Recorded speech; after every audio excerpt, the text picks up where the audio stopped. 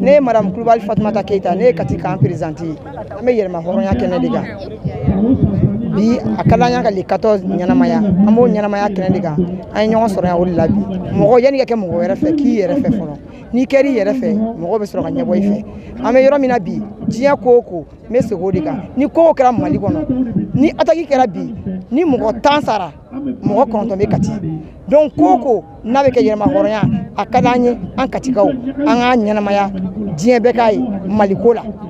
an kan ka min kɛ bi n bɛ fɔlɔ n balimakɛw la ani n cɛw surasiw ni ceinture kelen min b'u la transition u k'a ceinture kɛ 2 ye ka dɔ fara cɛsiri kan n'i y'a mɛn Mali tun bɛ yen dɛ mais ka camanba fara kan bi o ye transition ye an bɛ lafiya fɛn fɛn la bi o ye transition ye an surasimuso an b'o fɔ ko sɛmɛtiya bɛɛ lajɛlen ma donc n bɛ wele min bila musow ye ka wele min bila cɛw ye bɛɛ lajɛlen k'i kulomajɔ n'an ye kurutu kow ye yɔrɔ min n'an ye ŋanamu kow ye yɔrɔ min an ka boli biribiri ka taa an ka tentigilakaw ɲɛfɔ olu ɲɛna u ka wuli k'u jɔ an b'o hakilina mɛn an bɛ maliyɛnw fo la parce que don o don an bɛ k'a ye polisiw bɛ mɔgɔw minɛ gendarmew bɛ mɔgɔw minɛ malidenw de sɔnna. Kunba Samake k'a fɔ présidente n bɛ garde-à-vous la hakilina ɲuman de y'an bila nin kɛnɛ kan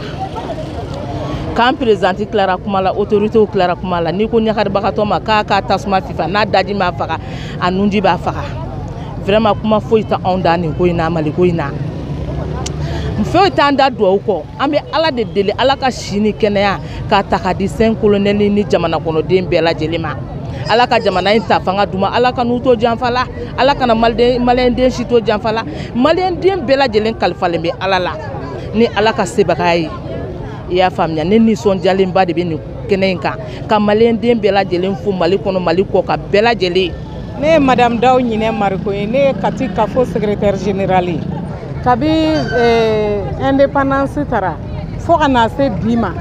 an bɛ ko kelen de kan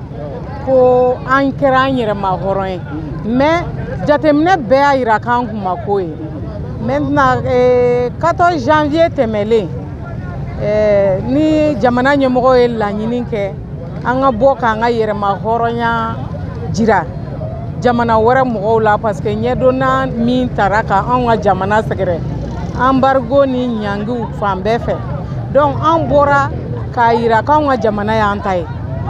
mɔgɔ tɛ se k'anw kunkanko fɔ an yɛrɛ ɲina ma donc tuguni mɔgɔ tɛ don anw ka jamana sanfɛla n'a dugumala n'an ka yamaruya tɛ donc n'i bɛ fɛ ka jɛ kɛ ni anw ka jamana ye i n'an bɛ bɛn a kɛcogow de kan donc o don nisɔndiya n'o bonya kama n'an ka jamana ɲɛmɔgɔw bɔra k'a jira k'a fɔ ko ka o don in kɛ don kɛrɛnkɛrɛnnen jamana kɔnɔ san o san an ka hakili jagabɔ ko la o de la an ko ɲinan y'a san fɔlɔ ye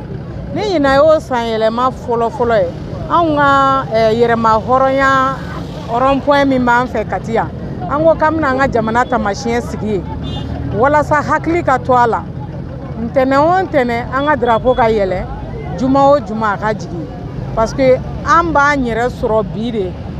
kabi 14 janvier tɛmɛlen salon ka se bi ma an y'a dɔn o wagati de ko anw y'an yɛrɛ ta ye sisan o de nana ni nin hakilina ye ka k'an surasimusow fo kɛrɛnkɛrɛnnenya la kafo tɔgɔ la jɛkulu in bɛɛ lajɛlen bɛ kafo de kɔnɔ mais kɛrɛnkɛrɛnnenya la Kopama kafo Kopama jeunes n'an wulila su u bɛ wuli k'u jɔ n'an wulila tile u bɛ wuli k'u jɔ fo ni Maliko tɛ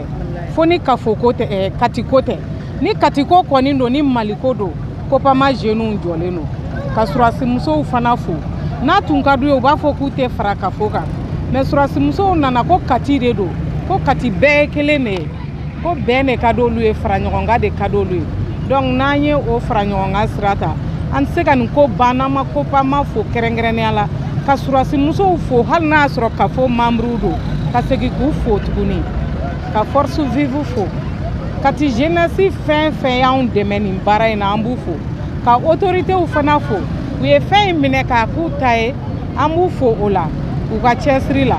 ka daminɛ préfet la ka se conseil de cercle président ma ka se maire ma an ka dugutigilakaw alimaminakaw an ka chrétienw n'an ka diinɛ ɲɛmɔgɔw laadatigiw u bɛɛ tun bɛ kɛnɛ kan jeune ɲɛmɔgɔw bɛɛ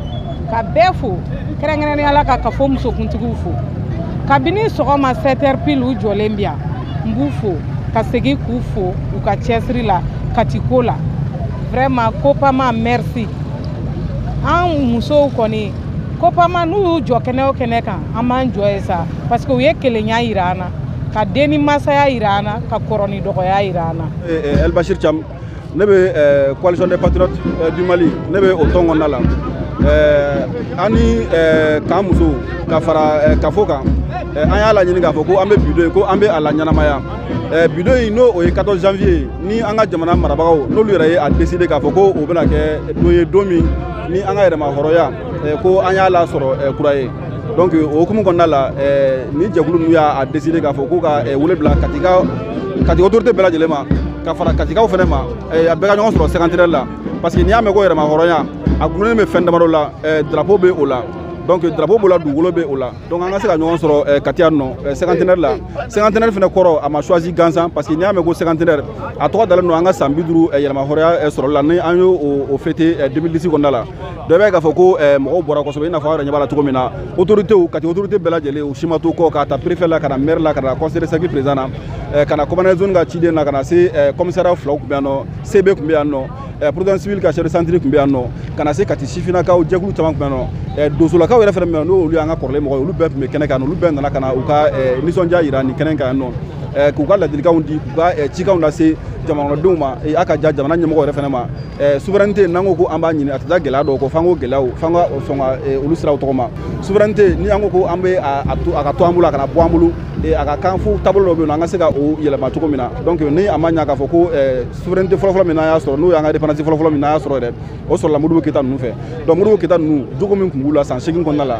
o jogo kelen jamana marabagaw ka se ka o jogo kelen matarafa jogo min tun bɛ o malidenw na o waati la o jogo kelen malidenw fana ka se k'o jogo kelen fana matarafa n'o de ye ka ɲugu foroba nafolo la n'o de ye ka bɔ tuma bɛɛ tɛgɛ jan na delili la diɲɛ maa bolo walasa i ka se ka hɛrɛ sama ka ka jamana kɔnɔna la ala y'an garisɛgɛ bɛɛ jamana ma jamana min a dugukolo jukɔrɔla ka ɲi cogo min na a sanfɛla fana ka ɲi ten cogo la donc i b'a ye k'a fɔ ko sɔrɔ n'a labaarala ka ɲa k'a tila ka ɲa i b'a ye k'a fɔ ko a bɛ se ka caman bɔ fantanya la a bɛ se ka caman bɔ jamana gɛlɛya la an bɛ insécurité min kɔnɔna la an bɛ se ka don kuma la ka sɔrɔ ka ban ka sɔrɔ an ma an da t'o fana la ni o de ye k'a fɔ ko terrorisme kɛra min binnen don an kan ni o kɛra sababu ye ka maa caman bɔra ani la finitigila k'a fara civil kan an bɛ dugawu dɔ kɛ ka ɲɛsin u bɛɛ lajɛlen ma ala ka u fara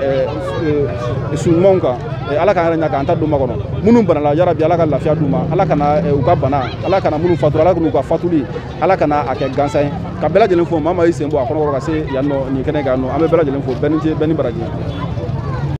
14 janvier tɛmɛba 2020 maliyɛn den bɛɛ farala ɲɔgɔn kan ka kɛ mɔgɔ kelen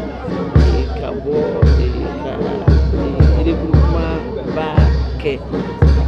sanction ninnu o la donc o de ye fɛn dɔ di fɛn kura mun di ni a fɔ ko an y'an ka hɛrɛma hɔrɔnya ta bɛɛ b'a dɔn Mali bɔra maliyɛn bɔra cɛfarin de la donc vraiment an nisɔndiyalen don ka journée in fêter comme a fɛn na cogo min na a la décrétera cogo min na an ka président de la transition fait donc an sɛbɛnni ni ce. Solomani Kulubali ka bɔ Kati an nana an mana basi la an nana jamana ko de la Mali ka yɛrɛma hɔrɔnya an nana a foli la donsow tɔgɔ la Mali donsow tɔgɔ la ka foli di jamana maramasaw ma colonel 5 min filɛ n'u ye wuli ka jɔ kɛ ka Mali ka yɛrɛma hɔrɔnya segin a ma an bɛɛ k'an jija ka kɛ fasoden ɲuman ye k'u dɛmɛ minnu tɛ san sɔrɔ ni juru tɛ n'i y'a mɛn k'a fɔ ko jamana bi ja i de ye ɲɛmaa ɲuman sɔrɔ